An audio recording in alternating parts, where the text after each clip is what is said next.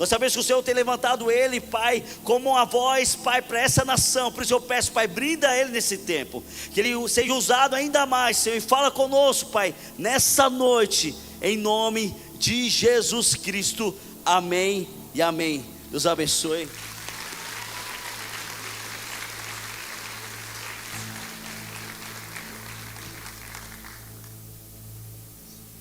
Memória aqui é boa. Glória a Deus. Eu cumprimento a todos com a paz do Senhor. Quem está feliz com Jesus hoje? Então encontre uma pessoa bonita do seu lado e dê um sorriso para ela. Tem gente que nem vira o pescoço. O crente tem que ser sincero, mas não tanto assim, né?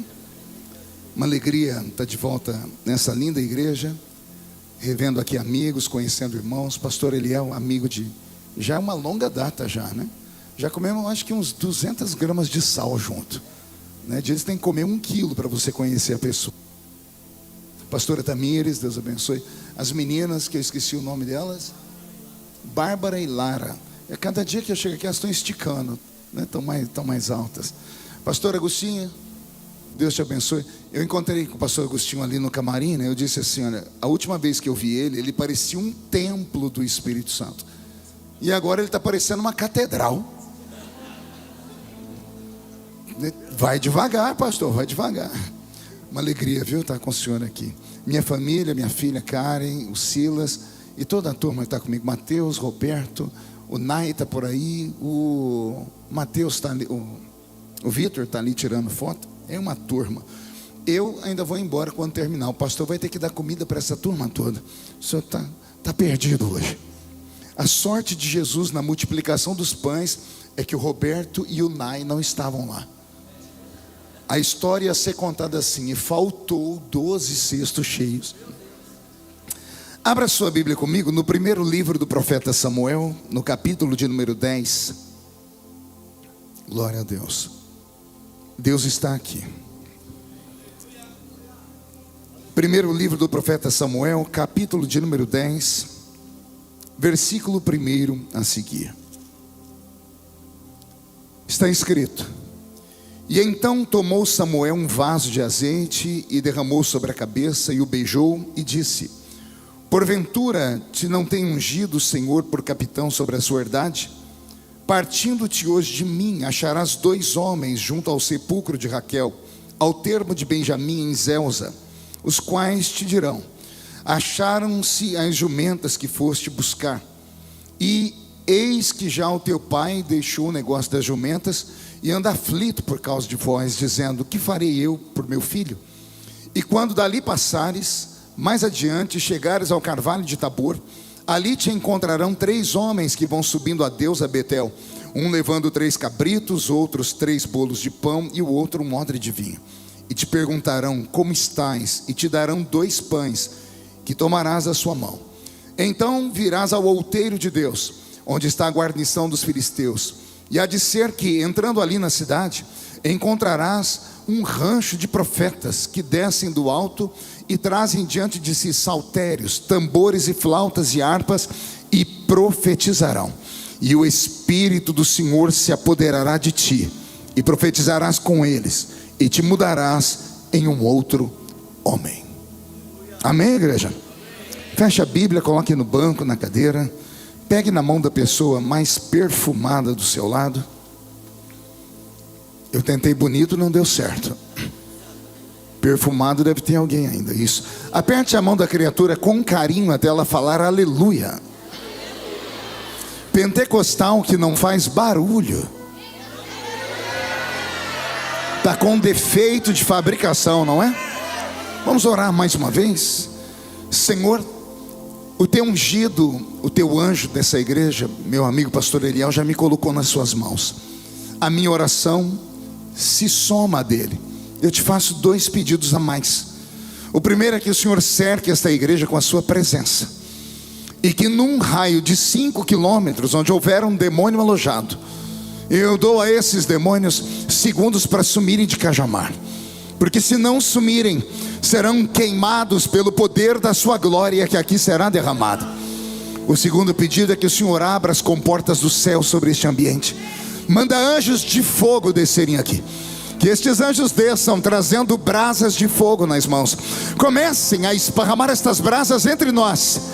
E onde houver um crente cheio do Espírito Santo, pega ele nesta noite, Jesus, e mostra o caminho da verdadeira e poderosa adoração. Fala conosco, fica conosco. É o que eu te peço agora e sempre. E toda a igreja diz: amém. Os que podem, tomem seu assento, aplaudindo a Jesus, porque Ele é bom, porque Ele é maravilhoso. Querida igreja, noiva do Cordeiro, simpatizantes da nossa fé, amigos que vieram de perto ou de longe para este lindo culto, primeiramente, parabéns à Igreja Fonte por estar vencendo, por estar lutando e sobrevivendo. Vocês passaram um vento aqui, literalmente, né? Caiu o teto, desabou a parede, mas a igreja permanece de pé. São apenas sinais que Deus dá para aqueles que são fortes, para aqueles que aguentam o tranco e para aqueles que acreditam que Deus pode fazer tudo isso e muito mais. Eu estou vendo um rapaz ali, como é que é o nome dele? Aquele que foi lá na minha casa? Tiago. Tá bom, Tiago? Você engordou também, Tiago. Não, eu estou com dom de visão aqui. Então estou te vendo amanhã. Brincadeira, Tiago. Bom te ver aqui, tá? Me acompanha aqui o pastor Roberto Marinho, maestro, que ao final do culto vai cantar bastante. Roberto está comigo há 17 anos. Já virou um casamento quase, né? Né, Roberto? É uma tristeza e uma alegria ao mesmo tempo. É sério. Eu e o Roberto é só Jesus. Veja só, eu sempre conto que eu fui o primeiro deputado do Brasil a brigar com a Rede Globo. A ironia do destino, Jesus me dá um tecladista que chama Roberto Marinho. Já tentei mudar o nome dele, não deu certo. Quem sabe daqui para frente acontece alguma coisa, né? Roberto, só um pouquinho mais baixinho, que eu estou ouvindo o teclado todo aqui, e mude a música para mim. O texto que eu li é um daqueles textos que, quando a gente conhece, a gente não esquece nunca mais. A Bíblia Sagrada é esse livro majestoso, é um livro formidável, é carregado de emoções. Cada história escrita no Velho Testamento tem um significado e um sentido único, para que a gente olhe, aprenda e não caiamos no mesmo erro deles. Na política, de vez em quando a gente diz assim: quem não conhece o passado está fadado a repeti-lo de novo. Então, quando nós lemos o Velho Testamento, o escritor aos Hebreus nos explica para quê. Tudo que foi escrito para o nosso entendimento, para o nosso ensinamento. O resumo do Velho Testamento inteiro está em uma única nação chamada Israel. Diga comigo, Israel. Quem é o Israel do Velho Testamento? É a igreja do Senhor lá no Velho Testamento. E eu sei que os teólogos que estão hoje aqui me ouvindo vão dizer: pastor, não fale heresia, porque não tem igreja no Velho Testamento. Não tem igreja como nome. A palavra igreja vem de uma palavra grega, eclésia ou eclesia, que significa chamados para fora. Mas quem lê a Bíblia com uma lupa, como eu faço sempre, vai encontrar esse termo implícito dentro de uma história. Como é que começa a história do povo hebreu no Velho Testamento? O Velho Testamento é dividido em 2 tempos: do Gênesis, do início até a Torre de Babel, e da Torre de Babel até o livro de Malaquias. Do início da Bíblia até a Torre de Babel, Deus fala com a humanidade toda. Ele tem um plano para a humanidade toda, mas a humanidade fracassa como humanidade. E na Torre de Babel, Deus coloca um ponto final do relacionamento dele com o homem. Deus desce e grita: eia, confundamos a língua dos homens, desçamos e confundamos a língua dos homens. A palavra confundir significa: tiremos do homem a habilidade de falar conosco. Ou seja, Deus diz: não quero mais contato com a raça humana. E ali na Torre de Babel, tudo está arriscado, inclusive a nossa salvação, para dias depois Deus criar uma nova história.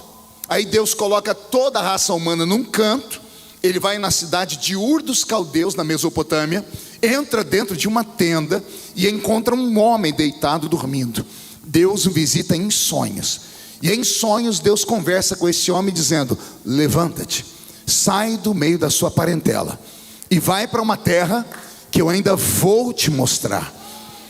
Aqui eu encontro o termo igreja implícito, porque se a palavra igreja vem do verbo eclésia ou eclesia, e eclésia significa chamados para fora, olha o que Deus diz para Abraão: sai do meio da sua parentela, sai de dentro da sua tenda, sai para fora.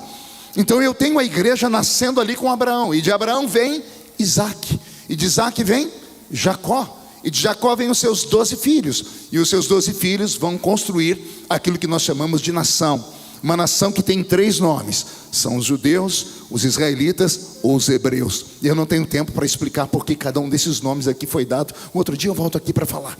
Então, nessa grande nação, o Senhor suscita um povo. Quem é Israel? Israel é o povo que Deus levanta para que as outras nações se inspirem neles. Israel é um modelo de povo que Deus quer que o povo siga. Então aquele modelo do Velho Testamento, aquele povo chamado para fora, aquele povo escolhido a dedo, o Senhor vai dizer: esse é um povo meu, eleito, escolhido, um povo zeloso e de boas obras. Esse era o resumo do que Deus queria para eles. Mas quando a gente começa a ler a Bíblia toda no Velho Testamento, a gente vê que essa igreja faliu, esta igreja fracassou. Eu poderia aqui contar a história toda, mas nós não temos tempo para isso. Houve um período que esta igreja fracassou tanto que Deus os prendeu na terra do Egito e deixou eles lá 430 anos, para só depois de 430 anos levantar entre eles um libertador, o primeiro legislador da Bíblia, o primeiro construtor de leis parecido comigo. Quem era ele? Moisés. E Moisés é aquele que tira o povo do Egito para levá-los até Canaã. Moisés é o grande pastor. Como o senhor sabe, pastor? Ele tinha na mão um cajado. O cajado é o símbolo do pastor. Deus não deu um cajado para Moisés a troco de nada. Era Deus dizendo: a minha igreja do Velho Testamento precisa de um pastor, e o pastor é conhecido pelo seu cajado. E é com esse cajado que Moisés liberta o povo do Egito, tocando nas águas do rio, ou nas águas do mar, abrindo o mar. Moisés leva o povo para o meio do deserto, e no meio do deserto começa a falência desse povo. O que era para ser motivo de adoração se torna motivo de murmuração. E Deus depois vai chamar a atenção de Moisés dizendo: para cada dia de murmuração desse povo, eles passarão 1 ano preso aqui no deserto. Do lugar que Moisés tirou aquele povo até Israel, são 40 dias a pé. Eu já passei por todo aquele lugar. Saindo do Nilo, você entra ali na Península do Sinai, que é muito curta. Da Península do Sinai você vai em direção à terra de Israel, você atravessa a cidadezinha de Tebas, e você já está no território judeu, você já está em Canaã, da terra que manava leite e que manava mel. 40 dias apenas, mas de repente esse povo fica 40 anos. Por quê? Porque para cada dia de murmuração, o Senhor os puniu com 1 ano de derrota no meio do deserto. A história é tão violenta e triste que daqueles que saíram do Egito, 3 milhões de almas. Quantas almas eu disse? Sempre me pergunto: como é que o senhor chegou a esse número? Vamos à Bíblia. A Bíblia diz que Deus tirou do Egito 600 mil homens de guerra. Homens de guerra eram homens que tinham exatamente a idade de 30 anos, porque com 30 anos o judeu era emancipado. Ele tinha liberdade para escolher o que ele queria do futuro. Por isso que o ministério de Jesus começa quando ele tem 30 anos, quando ele está emancipado. 600 mil homens com 30 anos, homens de guerra, homens que se habilitaram a ir para a peleja. Um homem de 30 anos tem já a sua esposa. Um homem com 30 anos tem uma esposa e pelo menos um filho. Um homem com 30 anos tem a esposa, um filho, o pai e a mãe vivos ainda. 5 vezes 600, 3 mil. 5 vezes 600 mil, 3 milhões de almas. A igreja do Velho Testamento nasce com 3 milhões de membros. E o pastor de Israel só tem uma única ordem que ele tem que executar: tira o meu povo do Egito e leve o meu povo para Canaã. O Egito é símbolo do mundo, Canaã é símbolo do céu. Eu me lembro que quando eu era garoto na igreja, cantava-se um corinho. Não sei se aqui tem alguém velho como eu, vocês vão se lembrar. O corinho era assim, ó: caminhando eu vou para Canaã, caminhando eu vou. Cadê o coral? E daí?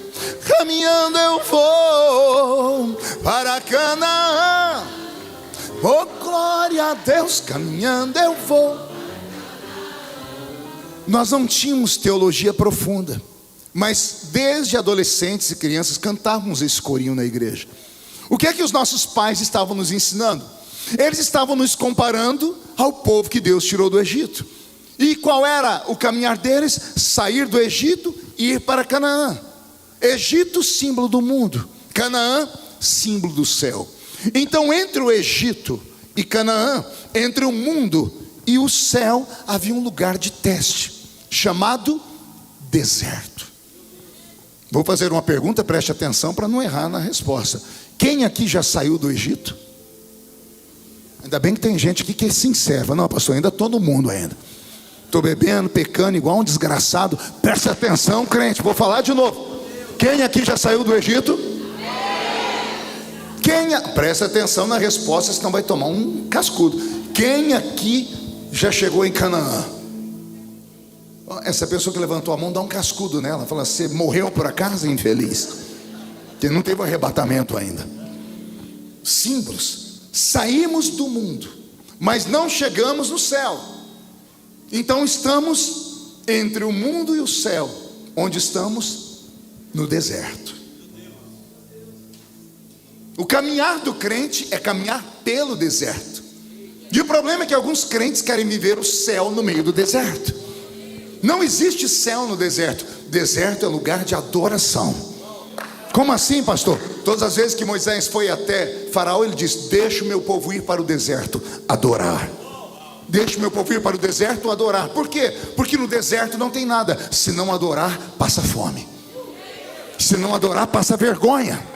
Se não adorar no deserto, a pele vai queimar e vai ter câncer. Se não adorar no deserto, o frio do deserto vai estorricar a sua pele e você vai morrer congelado. Se não adorar no deserto, não tem maná. Se não adorar no deserto, o sapato vai furar e a roupa vai envelhecer.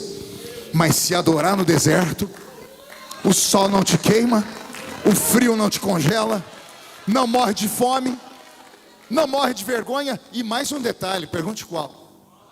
Deserto é lugar de sede. Mas se adorar, Deus faz a rocha da água. E eu vou mexer com a cabeça de vocês agora. Eu amo crentes que leem a Bíblia. Lembra que eu disse que Israel ficou 40 anos na península do Sinai?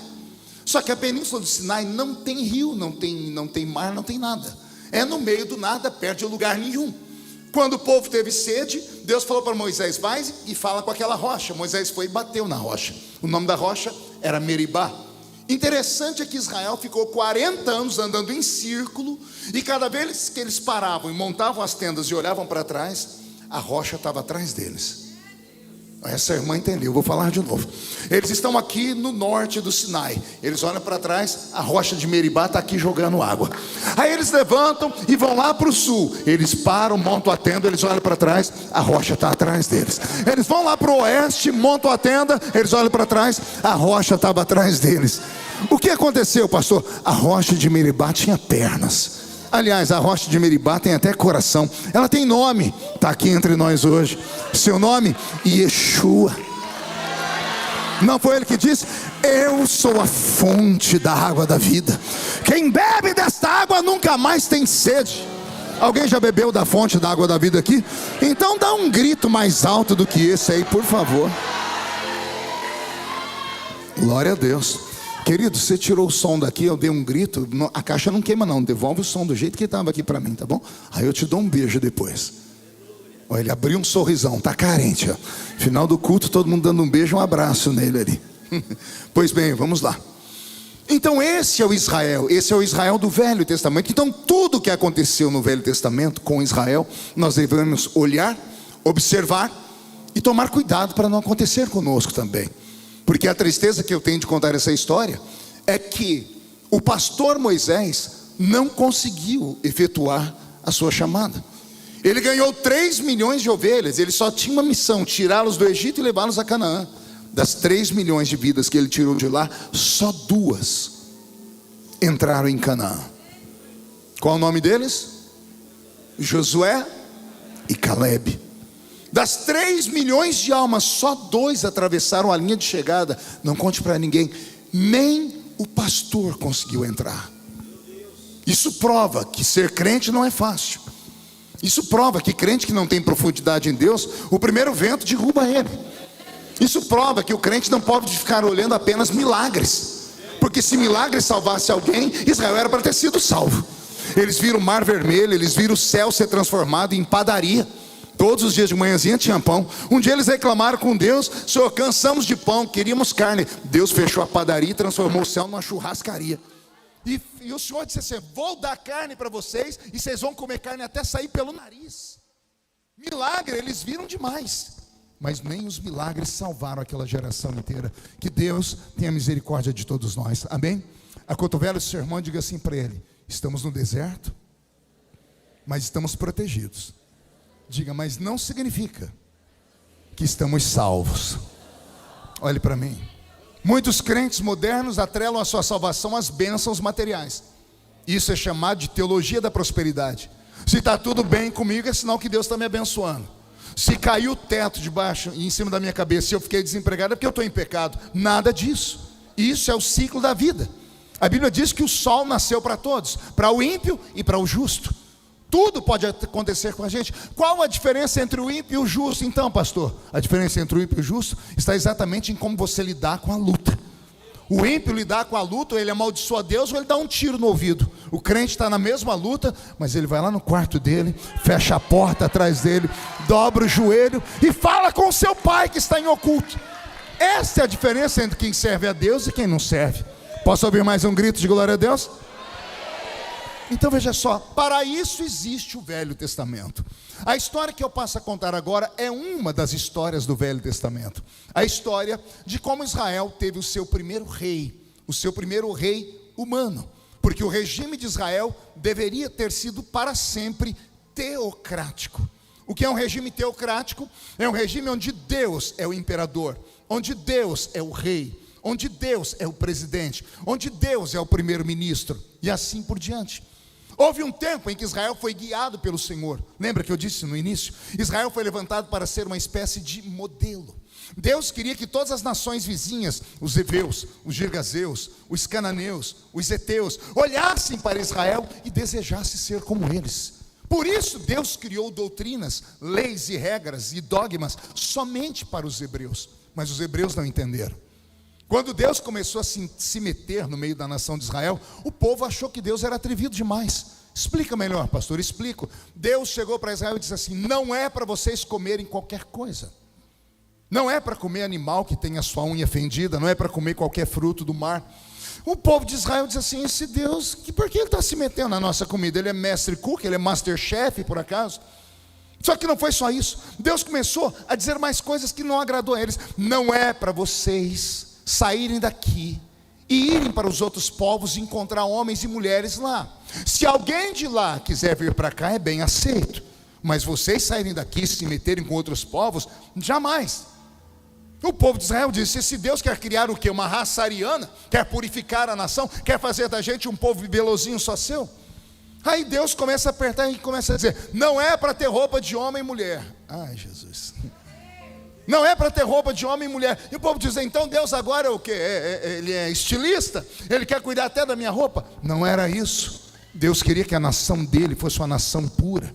Era a maneira de Deus dizer: não quero que vocês comam qualquer coisa, porque 40 anos no deserto, se der uma diarreia no povo e todo mundo adoecer, morre todo mundo no meio do deserto. Comer comida que tenha carne rançosa, muita gordura, vão passar mal. Mas Israel não pensou em Deus cuidando, achava que Deus estava se metendo.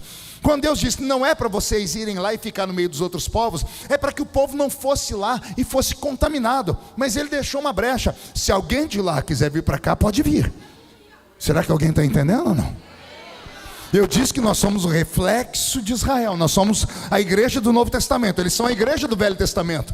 Olha o que Deus está dizendo para nós. Simples: eu não quero que o meu povo procure exemplo no mundo, mas eu quero que o mundo veja exemplo no meio do meu povo. Então as coisas estão meio esquisitas. O nosso povo é guiado pela moda do mundo, é guiado pelo linguajar do mundo. Mas antigamente não era assim. Quem é crente como eu aí já há 250 anos, quem esteve dentro da arca de Noé junto comigo aí, ou talvez não é tão velho, não viu o dilúvio, mas pisou no barco que sobrou pela terra, sabe o que eu estou dizendo. Os nossos pais às vezes pecaram por causa de uma pureza demais. e talvez faltou limites, mas eu entendo aqueles velhos ignorantes. Eles queriam que o mundo lá fora olhasse para nós e desejasse ser como nós. O Senhor queria, se alguém de lá fora viu uma moça ou moça aqui dentro, quer casar, venha para cá, conheça a nossa cultura, se converta, aí sim pode casar. O Senhor não disse assim, saia daqui, vá para lá e fique no meio deles. Era o contrário. Quando Deus disse que não era para ter roupa de homem e mulher, nem de mulher e homem, era a maneira de Deus dizer assim, eu não quero que nenhum filho ou filha minha ao andar pelas ruas, as pessoas tenham dúvida do que eles são, tenham dúvida do que eles fazem, tenham dúvida do que eles pensam. Mas Israel não entendeu isso. Então pegaram Deus e colocaram Deus num canto, e trocaram Deus por Baal, Astarote, Azera, Marduk, os deuses da Mesopotâmia antiga. Pegamos os filhos de Salomão, eles vão, no futuro, vão começar a adorar deuses que exigiam sacrifício de crianças, como Moloque. Israel começa a tocar o Deus único e poderoso por causa dos deuses pagãos das outras nações. Israel era parecido muito com um vegetal chamado chuchu. Qual é o nome do vegetal?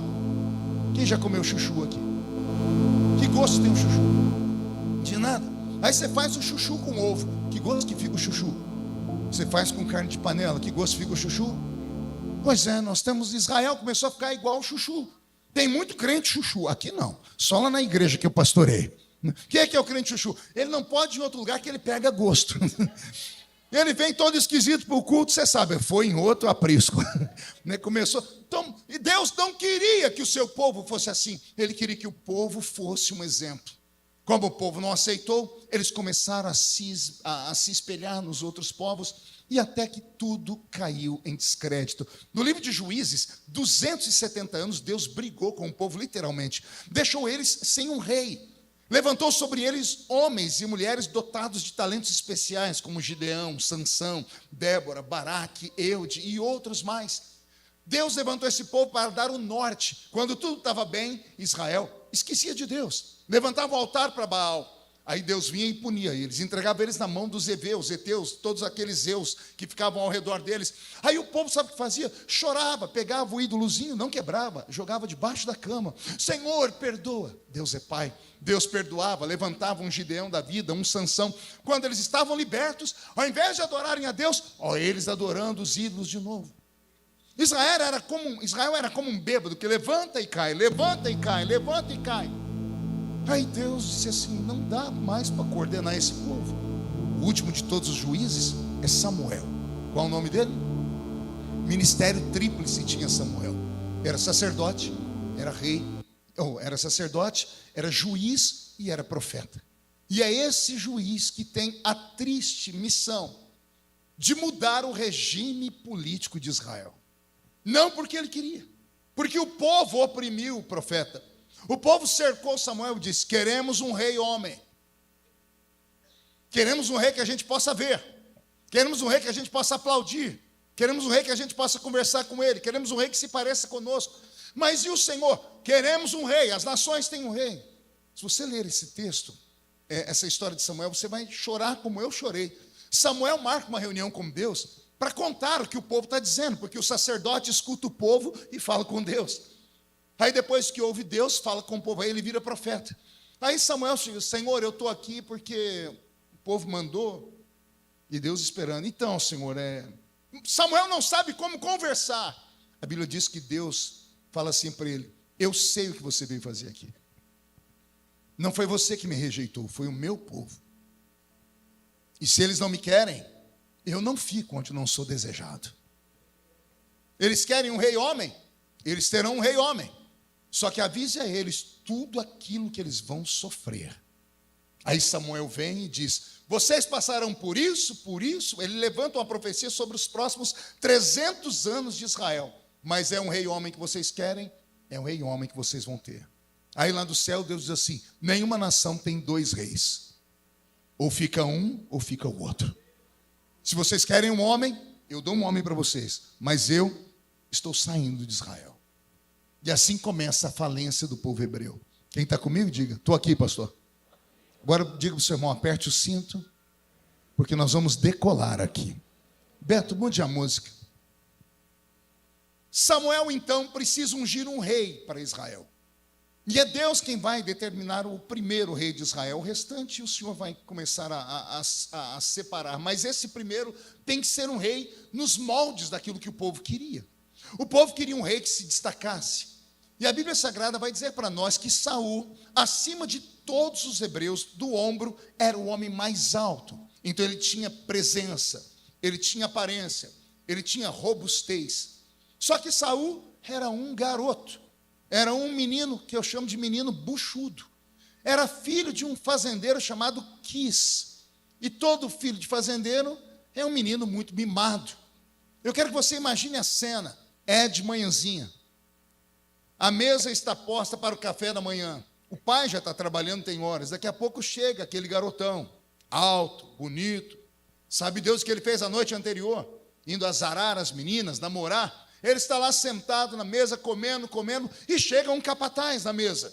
E diz assim: Senhor Quis, sim, temos um problema para resolver. Diz: qual é o problema? As jumentas que o senhor tem sumiram.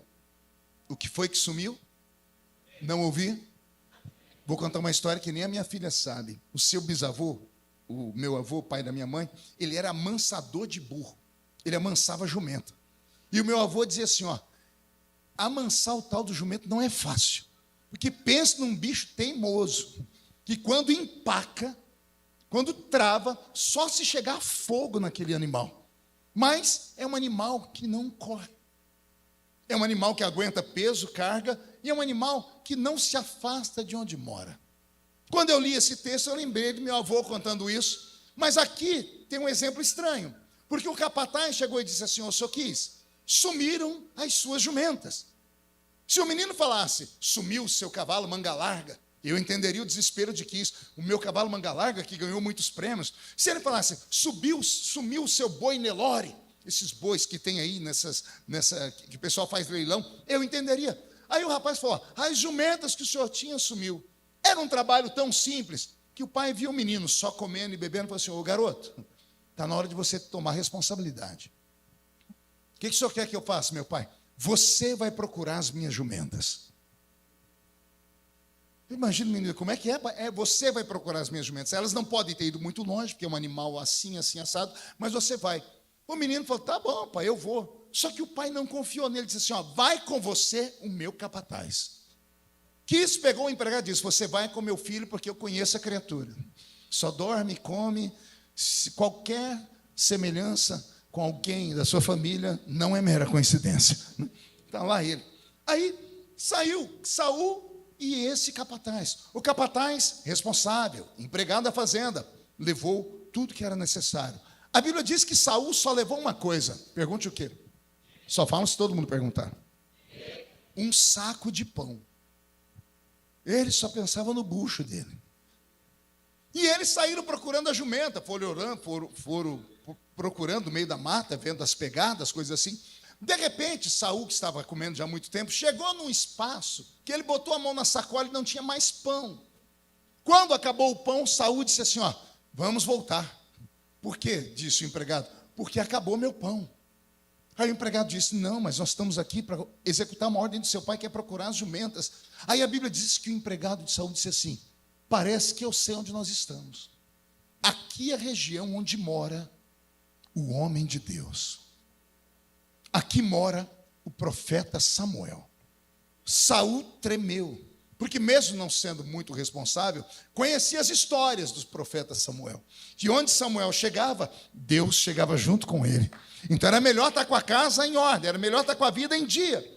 E aí o homem disse assim: olha, meu senhorzinho, meu chefinho, vamos lá na casa do profeta, e há de ser que ele possa revelar para nós onde estão as jumentas. A Bíblia diz que Saul falou assim: não tem como ir lá, porque eu não tenho um presente para dar a ele. Ninguém chegava diante do homem de Deus de mão vazia. Aí o empregado, que era só empregado, olha o que ele fez: eu tenho, meu senhor, eu tenho 1/4 de um ciclo de prata. Cabia aqui, ó, na palma da mão. E eu empresto para o senhor. Vai anotando aí. O empregado emprestando para o patrão. Porque o empregado estava mais preparado do que o filho do patrão. E o filho do patrão não se fez rogado, pegou 1/4 de ciclo de prata enxergaram a casa do profeta. E agora vem comigo, agora é Deus na causa. A Bíblia diz que quando Saul chegou na porta da casa do profeta, eu imagino ele imaginando como seria a cena. Eu bato a porta, o profeta sai, eu me apresento, está aqui uma oferta, está aqui um presente. Ele ainda está conversando consigo mesmo. Quando ele vai bater a porta, a Bíblia diz que a porta abriu, antes que ele batesse a porta. E quem é que está recepcionando ele? O profeta Samuel. Samuel olha para ele e diz assim: eu estava te esperando. Quem é espiritual já começou a entender. Eu estava te esperando. Lembra que Saul estava com fome e queria ir embora? Olha como acontece. Quando o profeta diz entra em casa, havia uma mesa posta. Só que não era o horário do almoço do profeta. A Bíblia diz que todos os anciãos de Israel, os principais das tribos, estavam sentados à mesa. As 12 tribos tinham pessoas representadas ali, os anciãos, aqueles que falavam pelo povo, estavam sentados, todos com a comida pronta, e ninguém tocou no prato. Pergunte por quê? Samuel disse a eles: está chegando aí aquele que Deus escolheu. E enquanto ele não entrar aqui, ninguém toca nessa mesa. Saul saiu de casa para procurar jumenta, vai vendo aí. Até ontem era só filhinho de papai. Até ontem era só um menino sem responsabilidade. Agora ele entra na casa do homem mais importante de Israel. E quando ele entra, o profeta põe uma cadeira do lado dele. E quando o profeta diz, podem comer, todo mundo vai comer, ele segura a mão de Saul e diz assim: você não. Por que não? Porque você não pode comer o que eles comem. Você vai comer da minha comida. Vai anotando aí. Você vai comer da comida dos ungidos. Eu não sou normal, você a partir de hoje também não vai ser normal. Os normais não podem comer qualquer coisa, porque o nosso corpo é templo do Espírito de Deus. A Bíblia diz que o profeta Samuel pegou o prato dele e repartiu com Saul. Eu imagino o garoto não entendendo bolhufas de nada, eu não sei nem se ele comeu. Talvez tenha travado a garganta dele. Os velhos olhando para ele, aquele moço bonito, alto, rico, que nunca teve um contato com Deus, nunca havia feito uma grande oração, nunca havia feito um grande pedido. Mas ele era o escolhido. E quem foi escolhido não tem escolha. Vai anotando aí, quem foi escolhido não tem escolha. É melhor não lutar contra a sua chamada. Porque se lutar contra a sua chamada, o peixe vai te engolir, Jonas. E você vai passar 3 dias no meio do inferno, para depois ter que vir. Então não atrasa o que Deus tem na sua vida. Se Deus chamou, só diz assim para ele: eu estou aqui, então abre as portas. Fala comigo, me mostra o caminho. Só não me deixa perdido. Porque a dúvida é terrível. Agora está lá Saul, comendo, não sei. Eu sei que quando tudo terminou, ele disse assim: agora eu vou embora. O profeta disse: ainda não, fica sentado aí. A Bíblia diz: e o profeta Samuel pegou um vaso de azeite e derramou sobre a cabeça de Saul. Saul sentiu o frescor do óleo, da unção caindo sobre a cabeça dele. Eu não sei se ele ainda tem noção do que está acontecendo ali. Eu sei que ele está com a cabeça cheia de óleo e ele vai saindo pela porta. Ele põe um pé no degrau, o profeta segura ele. Diz assim: calma aí, garoto. Por quê? Porque quando você sair daqui, a primeira coisa que vai acontecer com você é que você vai passar pelo meio de um cemitério. Saul olha para ele e diz assim: como assim? Saindo daqui, você vai passar pelo território de Zelza, onde está o sepulcro de Raquel. E lá 2 homens vão sair ao seu encontro, vão atazanar a sua mente, vão dizer que seu pai está preocupado. Olha o meu conselho: ignore esses coveiros. Atravesse o cemitério de cabeça erguida. Não ouça coveiros, ouça apenas o Deus que te chamou. Daqui a pouco eu explico tudo. E o profeta continua dizendo: depois disso você vai encontrar 2 homens que vão subindo até a montanha. Eles vão levar pães, vão levar algumas coisas. Eles vão te dar 2 pães. Você pode pegar os 2 pães para comer, mas não come ali, vai andando. Quando você caminhar mais um pouquinho, você vai entrar no outeiro de Deus. Vai entrar no rancho dos profetas. E quando você olhar, você vai ver um monte de menino pulando, adorando, profetizando. E aí você vai entrar no meio deles. Eles vão te cercar. E há de ser que o espírito que estará neles vai tomar posse de você. E vai acontecer isso aqui, Saul. E o Espírito de Deus se apoderará de ti e te transformará em um outro homem. Vou repetir. Samuel diz: começa aqui com óleo, mas a experiência da vida acontece. Depois do cemitério, alguém vai se levantar para ter misericórdia de você. E depois você vai encontrar um bando de gente maluca. Não se afaste deles. Entre no meio deles. E se eles estiverem pulando, pula junto. Se eles estiverem gritando, grite junto.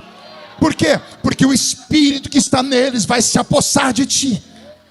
E o que vai acontecer? Você vai ser transformado. Não vai acontecer uma cirurgia plástica, não é harmonização facial, não é o efeito da Monjaro, não. Você vai ser transformado, vai acontecer uma metamorfose em você. Você vai chegar de um jeito e vai sair de outro. Porque o Espírito de Deus vai se apoderar de ti. E só quem crê nessa história dá um grito daquele tamanho. Roberto, mude a música para mim. Vamos à aplicação.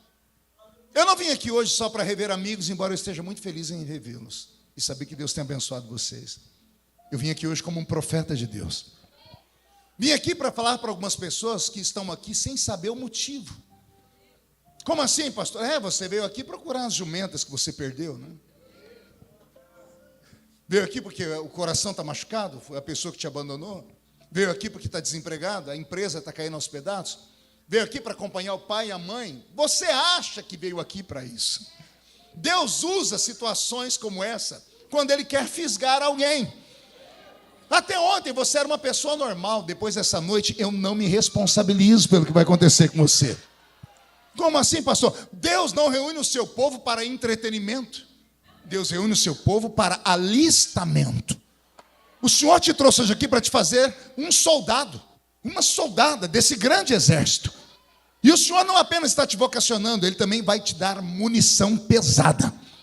O diabo pode até ter te acompanhado chegando aqui, mas como eu mandei ele num raio de 5 quilômetros embora, na cabeça do diabo e dos demônios que não são oniscientes, quando esse culto terminar, eles vão achar que foi igual o culto de ontem.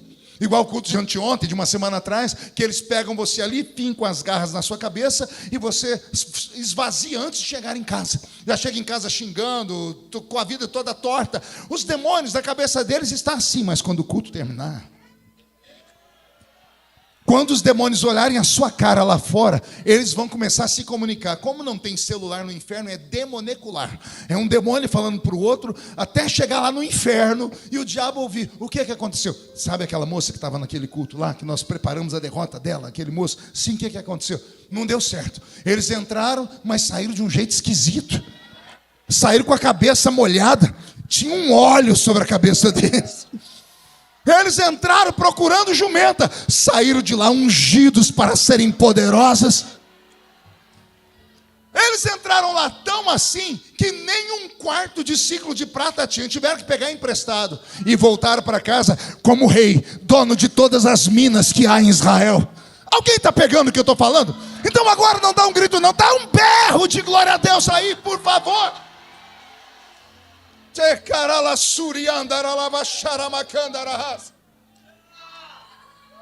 Um encontro com a unção de Deus transforma, modifica vidas e dá um novo destino às pessoas. Eu estou contando para vocês a história de um menino que ontem era só um menino, era só o filho de um fazendeiro. Ontem era só um menino bonito, filho de um homem rico, um garoto muito bonito e tal. No dia seguinte, ele é o rei. E detalhe, ele não pediu isso, mas Deus havia escolhido ele.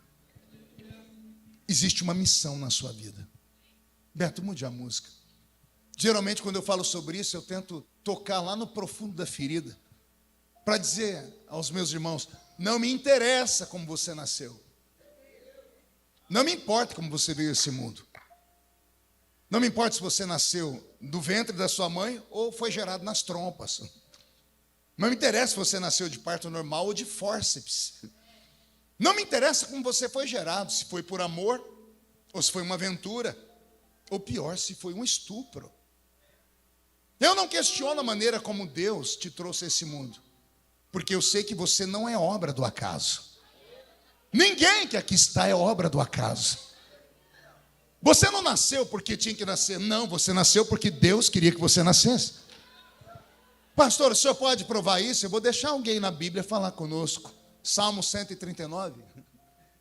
Tu me sondas. Tu me conheces. Desde que eu era pequeno e informe. O meu anel é pequeno, mas ele tem forma. O brinquinho que está na orelha da sua filhinha, que é uma gotinha de cristal, é pequeno, mas tem forma. O grãozinho de mostarda é minúsculo, mas ele tem forma. Aí Davi está dizendo, o senhor me conhece, né? Desde que eu não tinha forma. Quer que eu traduza? Você promete não escandalizar? Davi está dizendo assim, o senhor é terrível, né? Por quê? O senhor estava lá, né? Espiando, né? Eu estava. Naquele dia, no dia em que Deus amou a minha mãe, ou no dia em que o meu pai amou a minha mãe, ou no dia que o meu pai abusou da minha mãe, ou no dia que meu pai estuprou a minha mãe, sim, eu estava lá, Davi. O senhor me viu ser plantado no ventre dela? Vi. Você não tinha tamanho nenhum. E pior que não foi só você não, Davi. Como assim, senhor? 200 milhões de outros seres foram plantados juntos com você. Porque esse é o número de sementes que um homem planta num ato sexual dentro de uma mulher. O canal da entrada do corpo da mulher até o útero dela parece pequeno para nós. Mas comparado ao nosso tamanho, como fomos plantados lá dentro, é como se você saísse nadando aqui de Santos e fosse até o Canal da Mancha na Europa. Imagine você estando numa Olimpíada de natação, 200 milhões de nadadores. 200 milhões, não é 200 mil. 200 milhões. Você olha para cá, você perde vista. Você olha para lá, perde vista. Aí alguém dá um tiro, todo mundo pula. Só um vai chegar do outro lado. Os 4 entenderam, eu vou falar de novo. Quando você foi plantado no ventre da sua mãe, tinha mais 200 milhões que podiam ter nascido no seu lugar. Podia ter nascido alguém mais bonito que você, alguém mais feio que você. Podia ter nascido alguém mais inteligente do que você. Podia ter nascido alguém menos chato do que você. Mas foi você que nasceu. Por quê, pastor? É Davi dizendo, tu me sondas. O senhor me viu lá, eu te vi, Davi. O senhor viu que eu era o menor da minha casa. Pois é, Davi, mas eu fui com a sua cara. E como eu queria que você nascesse, eu fui dando força para você nadar, e nadar, e nadar, e deixar outros milhões para trás. E quando você atravessou o óvulo, Davi, só você, eu imagino você atravessando o óvulo, Davi, olhando para trás e fazendo assim para os outros, ó. O que eu quero dizer com isso? Eu não prego aqui para nenhum derrotado. Todos os que eu prego aqui são campeões da vida. Você já nasceu com uma faixa no peito, campeão da vida. Isso aqui não é conversa para boi dormir, e eu não estou tentando te motivar, eu não sou pregador motivacional, eu só estou te falando a realidade. Você não é obra do acaso, você é um sonho de Deus. Vou usar uma expressão de um poeta cristão. Quando Deus te fez, ele estava apaixonado. Quando Deus te fez, ele estava muito inspirado. E ele tinha pressa que você viesse ao mundo. Então, se não tinha um método normal, ele criou um método secundário. E eu nasci desse jeito. Minha mãe tinha 13 anos quando começou a namorar o meu pai, que já era um homem casado. E eu tenho irmãos mais velhos do que minha mãe. Vixe, agora dá confusão na mente, né? Você acredita? Quando a minha mãe nasceu, meu pai já tinha filhos. Eu tenho um irmão de quase 90 anos. Eu vejo ele quase todo dia. Mora lá perto da rua da minha casa. Olha só. Minha mãe foi concubina do meu pai por 30 anos. Quando eu nasci, há 53 anos atrás, não tinha esse negócio de gravidez independente. A mulher que engravidava sem casamento recebia todos os piores pejorativos da sociedade. Eu podia ter sido um lixo. Aliás, quase fui. Mas olha o que Deus fez. Se Deus fez na minha vida, Ele fez na sua também. Pastor, por que o senhor foi e eu ainda estou aqui? Porque eu acreditei. No quê? Que Deus me escolheu. E eu nunca deixei ninguém falar o contrário. Eu nunca deixei ninguém dizer, você é obra do acaso, você é um acidente de percurso, você não devia nem ter nascido. Não me interessa o que as pessoas falam. O que me interessa é o que Deus pensa sobre mim. E o que Deus pensa sobre mim? Que eu nasci para ser grande. Eu nasci para conquistar. Se eu não fosse pastor nem deputado, se eu tivesse continuado com a minha caixinha de engraxar, eu tinha uma empresa de caixinha de engraxar sapato. Se eu tivesse continuado cortando cana de açúcar, eu tinha me tornado empreiteiro, comprado um caminhão e botado os outros para trabalhar. Por quê? Porque Deus plantou dentro de mim essa gana pela vida, essa gana pela conquista. E por que Ele colocou isso em mim? Porque Ele virou uma chave aqui dentro. Porque quando eu era garoto, eu era chamado de filho de mãe solteira. Apelidos horríveis eu tinha. Um deles era o urso do cabelo duro. Haha, porque não é você, bocó. Aí depois você vê eu com meus problemas de cabelo, todo mundo fala assim, olha, pastor, é trauma, viu, filho? É trauma, por isso que eu fico com a minha escovinha lá. Era apelido que as pessoas me davam. Mas eu nunca deixei ninguém se meter entre a chamada que Deus me deu e a minha crença na chamada que Ele me deu. Eu sempre transformei a tristeza em alegria. Eu sempre transformei a humilhação em força, pressão, para viver o suficiente para provar para aquele que me humilhou que ele estava errado. Eu vou ativar o modo profético. Quem crê, recebe. Aqueles que hoje te olham de cima para baixo, te humilhando, depois dessa noite, para te enxergar, vão ter que comprar um par de binóculos. Porque você vai estar voando acima das nuvens. Aqueles que te humilharam, eu profetizo e libero esse decreto no mundo espiritual. Todos os que riram e debocharam de você estão proibidos de morrer. Como profeta, eu libero esta palavra. Senhor, não deixe ninguém que humilhou os seus filhos que estão morrer. Eles estão proibidos de morrer. Precisam viver até verem o Senhor cumprir a missão e a chamada que o Senhor tem na vida de cada um aqui dentro. E se você acredita nisso, agora reage, pelo amor de Deus.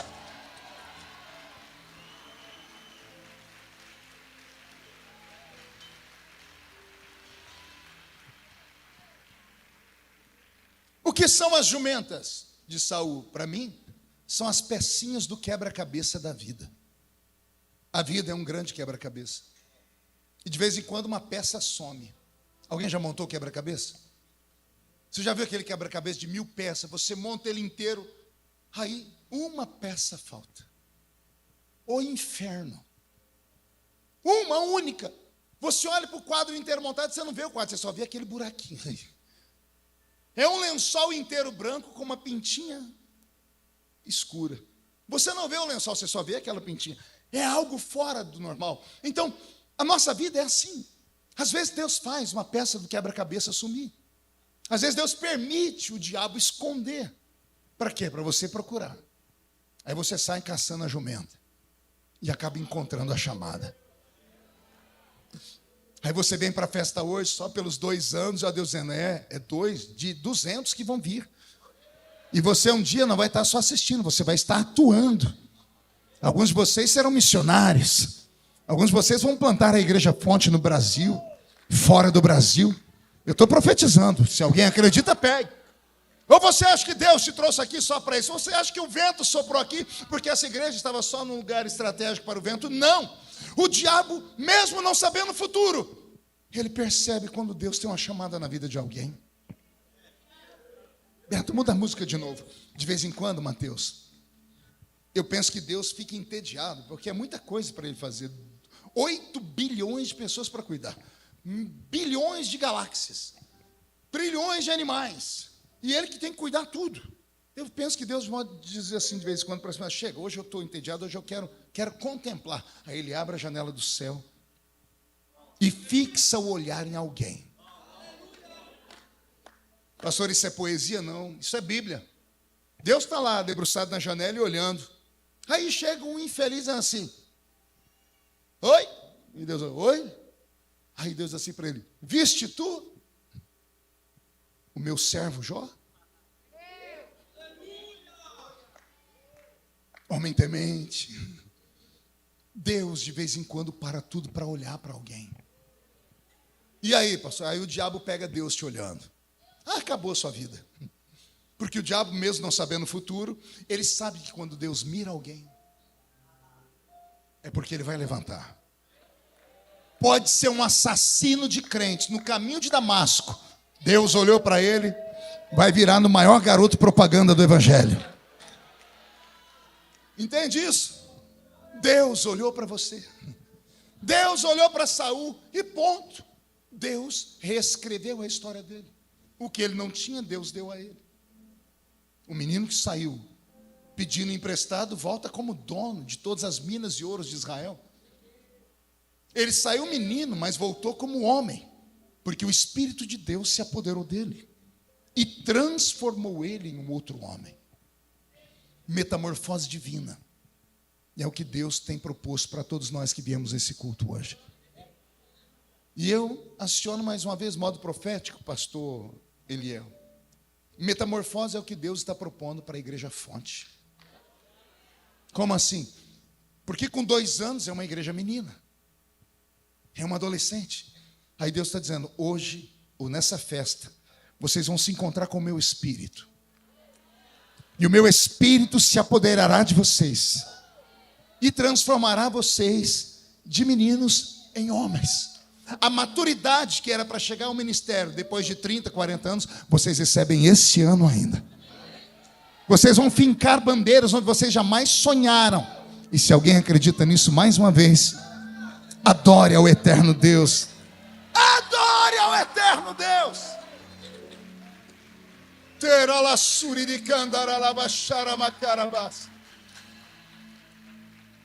Para encerrar, levante a mão direita para o céu, chacoalhe ela assim.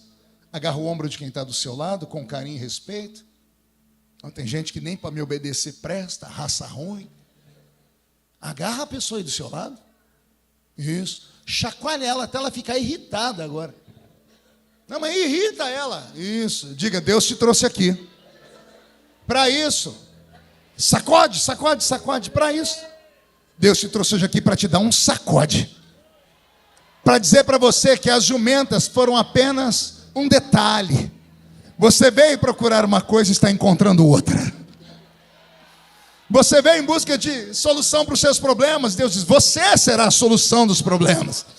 Você veio em busca de moedas. O Senhor diz, eu tenho para você rios e rios, porque minha prata, meu é o ouro. Você veio em busca de emoção, porque você é rejeitado. O Senhor te dará milhares e milhares de pessoas que vão se afeiçoar a você. Se você soubesse perto de quem você está sentado agora, você ia pegar o celular e falar, tira uma selfie comigo agora, por favor. Por quê? Porque agora essa criatura está aí, mas daqui a alguns dias, daqui a algumas semanas, daqui a alguns anos, essas pessoas vão falar assim, mãe, olha lá, eu conheço aquele homem. Vá mentir para as pulgas, menino. Não, estava comigo lá na igreja agora. Só porque é famoso, todo mundo quer ser amigo. Então registra agora. Porque Deus não fala com quem está ausente. Deus fala com quem está presente. Ei, Saul! É com você que Deus está falando. Eu te trouxe aqui só para mudar a sua vida e te dar uma nova história.